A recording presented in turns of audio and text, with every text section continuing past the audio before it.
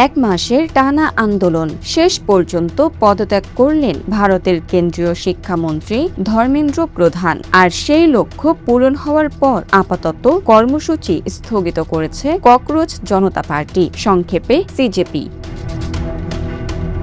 দিল্লির যন্তর মন্তর এখন আবার ফিরছে স্বাভাবিক ছন্দে। আন্দোলনের সময় লেখা দেয়ালচিত্র মুছে ফেলছেন পরিচ্ছন্নতা কর্মীরা, সরিয়ে নেওয়া হচ্ছে ব্যানার, ফেস্টুন। আন্দোলন স্থল ছেড়েছেন সিজেপির প্রধান অভিজিৎ দীপক ও তার সমর্থকেরাও। তবে তিনি জানিয়েছেন খুব শীঘ্রই সংগঠনের পরবর্তী কর্মসূচি ঘোষণা করা হবে।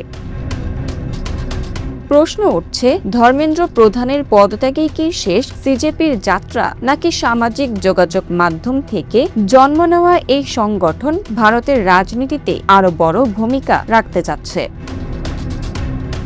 সিজেপির সূচনা হয়েছিল এক বিতর্কিত মন্তব্যকে ঘিরে। গত 15ই মে সুপ্রিম কোর্টের প্রধান বিচারপতির একটি মন্তব্যে ককরোচ শব্দটি সামাজিক যোগাযোগ মাধ্যমে ভাইরাল হয়। সেই প্রতীককে সামনে রেখেই গড়ে ওঠে সংগঠনটি। পরে নিট প্রশ্ন ফাঁসের অভিযোগ এবং শিক্ষামন্ত্রীর পদত্যাগের দাবিতে শুরু হয় তাদের আন্দোলন। প্রথমে এটি ছিল ছাত্র যুবদের উদ্যোগ, পরে কংগ্রেস, তৃণমূল, সমাজবাদী পার্টি সহ একাধিক বিরোধী রাজনৈতিক দল এবং চলচ্চিত্র ও ক্রীড়াঙ্গনের অনেক পরিচিত ব্যক্তিও আন্দোলনের প্রতি সমর্থন জানান। বিশ্লেষকদের মত ভিন্ন। কেউ বলছেন সিজেপি শিক্ষা বিষয়ক আন্দোলনে নতুন প্রাণ ফিরিয়ে এনেছে, আবার কেউ মনে করছেন গণ আন্দোলন থেকেই বহু রাজনৈতিক দলের জন্ম হয়েছে, তাই ভবিষ্যতে সিজেপিও রাজনৈতিক দলে পরিণত হতে পারে।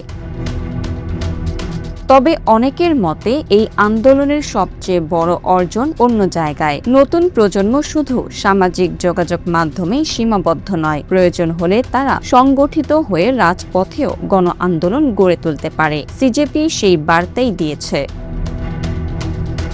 এখন নজর একটাই, কর্মসূচি স্থগিতের পর ককরোচ জনতা পার্টি কি বাংলাদেশের ছাত্রদের মতো নতুন রাজনৈতিক শক্তি হয়ে উঠবে, নাকি নাগরিক আন্দোলনের প্ল্যাটফর্ম হিসেবেই নিজেদের সীমাবদ্ধ রাখবে? সেই উত্তর দেবে সময়।